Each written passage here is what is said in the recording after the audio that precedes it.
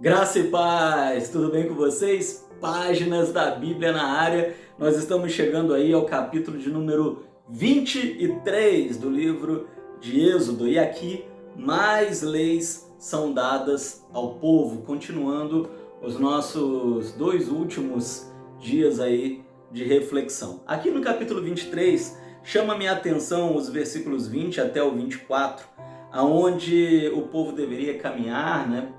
Rumo ali à terra prometida, mas Deus diz para eles o seguinte: olha, estejam prontos, presta atenção, bacana, hein?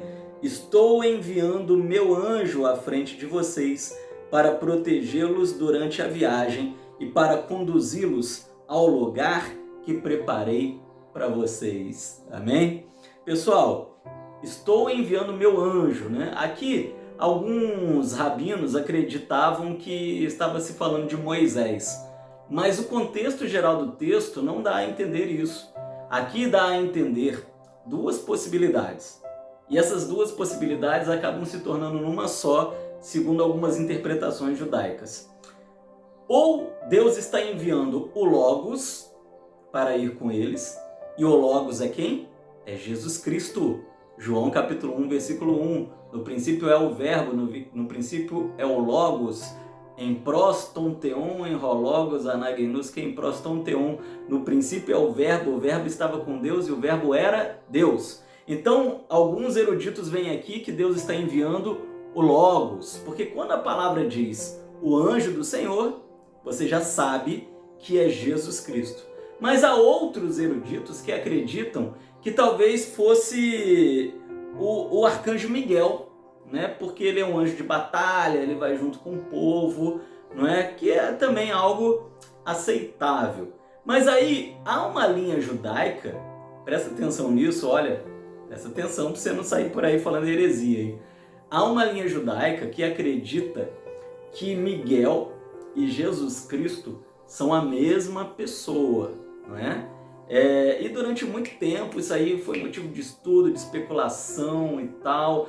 Até porque, se você prestar atenção, quem expulsou o diabo do céu? Foi Miguel.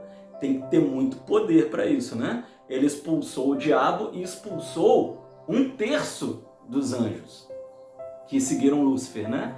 Então muitos dizem assim, olha, Miguel e Jesus é a mesma pessoa. Como Jesus é apresentado em alguns momentos como o anjo do Senhor, é Miguel, né?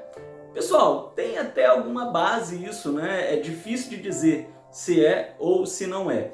Mas os principais teólogos acreditam que não, que Jesus é Jesus, que Miguel é Miguel, Miguel não é um anjo, é um arcanjo, é um super general no céu, né, de grande poder. Talvez não seja nem o arcanjo mais poderoso do céu, mas é um super general que tem ali no céu. Se eles são ou se eles não são a mesma pessoa, eu diria que não são. Há uma pequena possibilidade de ser, interpretativamente falando. Mas tudo indica que não, porque lá em Apocalipse nós vamos ver os dois em cena na batalha final. E aí isso já, poxa, se os dois estão em cena, né? Aí já fica difícil deles serem a mesma pessoa, não é? Mas resumindo aqui, pessoal, aqui no capítulo 23, no versículo 20 a 24, Deus está dizendo o seguinte: o meu anjo vai com você. Eu acredito que era Cristo no Velho Testamento.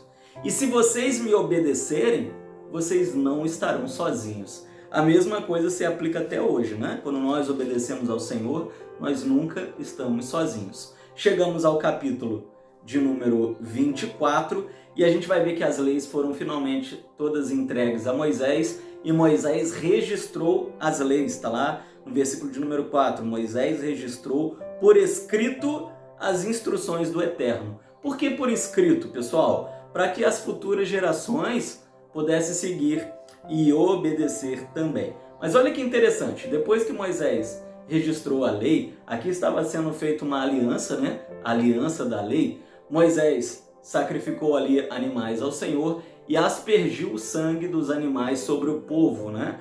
E ali ele disse assim: esse é o sangue da aliança que o Eterno fez com vocês. Essa frase é meio familiar, não é não? Esse é o sangue da aliança, Opa, onde que eu já ouvi isso? Na ceia do Senhor. Você vai ver que a velha aliança, a aliança da lei, é feita por preço de sangue, sangue de animais, e a aliança da graça, a aliança feita em Cristo, também tem preço de sangue, sangue de Cristo derramado na cruz. E aí vem a pergunta, por que o sangue é tão importante, né? Por que o sangue sela a aliança para Deus? Porque o sangue é a vida. Sem sangue, nenhum ser vive. E é por isso que tanto na velha aliança como na nova, o sangue é tão importante, né? O sangue dos animais expiavam os nossos pecados, o sangue de Cristo expiou os nossos pecados de uma vez por todas na cruz do Calvário. A gente vai ver ainda no capítulo 24, que nos versículos 9 a 11 diz assim: em seguida Moisés e Arão, Nadab e Abiú e as 70 autoridades de Israel subiram o monte e viram o Deus de Israel. Como que eles viram, né, o Deus de Israel? Se lá na frente, a gente ainda vai chegar lá, em Êxodo capítulo 33, versículos 11 e 20, a gente vai ver que o ser humano não pode ver Deus. Moisés quer ver, ele vai ver só a sombra e já vai desmaiar. Pessoal, a resposta está no capítulo de número 23. Estejam prontos, estou enviando meu anjo à frente de vocês. Aqui eles veem Deus nessa forma angelical, né? Que eu acredito ser o Messias no Velho Testamento, né? Nós chamamos isso na teologia, para quem gosta de termos teológicos, de antropomorfismo, né? Que é quando Deus ele toma formas humanas para poder se tornar compreensível ao ser humano. Um anjo é o quê? É um ser humano, né, em forma espiritual. Ele tem corpo humano, mas nós sabemos que ele não é humano, que ele é sobrenatural. Então é algo que a mente humana até consegue compreender. É assim que Deus aparece para os 70 aqui, líderes de Israel, na forma do anjo do Senhor. Chegamos ao capítulo 25 para terminar a nossa reflexão de hoje, e a gente vê que Deus dá instruções para a construção do tabernáculo, né? O tabernáculo era uma tenda, né? Para você que não conhece, uma tenda móvel, que era um templo, né? É onde o povo iria adorar a Deus. Como eles eram nômades, eles estavam vagando pelo deserto, desmontava e montava e carregava aquela tenda. É importante você saber que o tabernáculo, ele lembra muito as casas orientais dos ricos daquela época.